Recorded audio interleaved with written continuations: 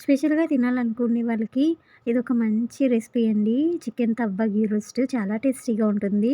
తక్కువ చికెన్ ఉన్నా కూడా చాలా బాగా చేసేయొచ్చు. పిల్లలు ఇష్టంగా తింటారు. పెద్దవాళ్ళు తింటే ఖచ్చితంగా పొగిడేస్తారు. ఇంకా ప్రాసెస్ అయితే మొదలుపెట్టేస్తాను చూసేసేయండి.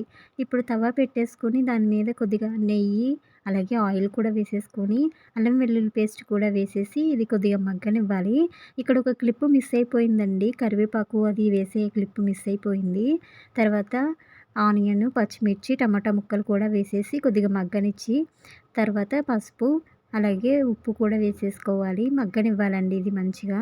ఇలా మగ్గిన తర్వాత జీలకర్ర పొడి, అలాగే గరం మసాలా, చికెన్ మసాలా పొడి కూడా వేసేసిన తర్వాత కారం అయితే సరిపడినంత వేసుకోండి. పచ్చిమిర్చి వేస్తున్నాం కాబట్టి కారం ఎక్కువైతే పిల్లలు తినడానికి బాగోదు కాబట్టి తక్కువైతే వేసుకోండి.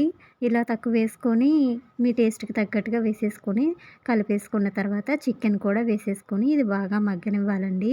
ఇది సిమ్‌లో పెట్టే చేసుకోండి. హైలో పెట్టారంటే ఖచ్చితంగా పెనమైతే మాడిపోతుంది. కింద అడుగు పడితే మాడు వాసనొస్తుంది.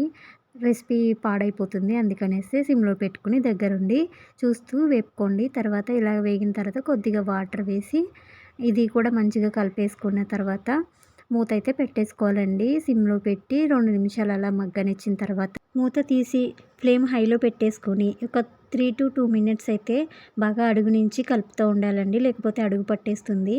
ఇంక ఇలాగా మంచిగా కలిపేసుకున్న తర్వాత చికెన్ అయితే ఫ్రై అయిపోతుందండి. మొత్తం చికెన్ కర్రీ అయితే మనకి రెడీ అయిపోయింది.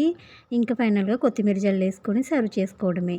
ఎలా అనిపించిందో వీడియో కామెంట్ చేయండి. అలాగే ఫస్ట్ టైమ్ వచ్చుంటే ప్లీజ్ నన్ను సపోర్ట్ చేయండి. సబ్స్క్రైబ్ చేసుకొని లైక్ చేయండి. Bye bye.